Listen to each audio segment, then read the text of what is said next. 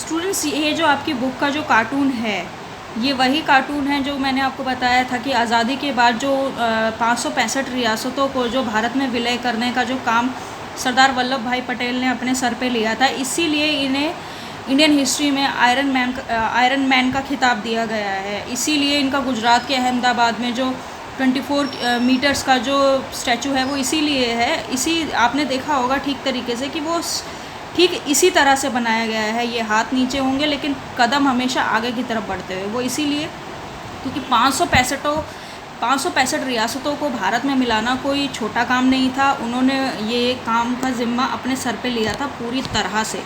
तो स्टूडेंट्स, यहाँ पे देखिए, यहाँ पे एक राजा है, यहाँ प्रजा है, और यहाँ पे आप उनका कोट पढ़िए कि आप यहीं बैठे रहिए, बस इस पेपर पे साइन कर दीजिए। तो स्टूडेंट्स, ये जो पेपर था ना, ये जो विलय पत्र था, यही था आपका इंस्ट्रूमेंट ऑफ सब्जेक्शन, जिसमें ये डिक्लेरेशन दिया गया था कि ये जो राजा हैं वो अपनी रियासत को भारत सरकार के अंडर विलय करते हैं, ठीक है।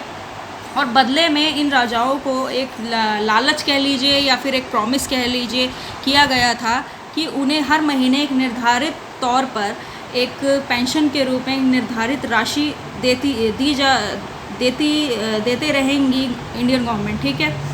इससे क्या होता है ना कि इन्होंने राजा को पूरी तरह से शक्तिहीन कर दिया था, क्योंकि विदेशी मामले जो थे ना वो अब गवर्नमेंट देखेगी, इंडियन गवर्नमेंट देखेगी। तो ये इतना आसान नहीं था, राजाओं को लालच देना ही पड़ता, इसीलिए उनको ये लालच दिया गया था एक पेंशन के रूप में, ठीक है। तो इससे क्या होता है ना स्टूडेंट्स की, जब आप विदेशी मामले दे देते हैं ना, तो इससे क्या होता है कि राजा बिल्कुल शक्तिहीन हो जाता है। अब यहाँ पे एक पंथ दो काज हो जाते हैं। जैसा कि आप लोग जानते हैं कि उस टाइम के जो राजा होते हैं, राजा जो थे वो अपनी जनता के प्रति बहुत ज़्यादा उत्तरदायी नहीं थे।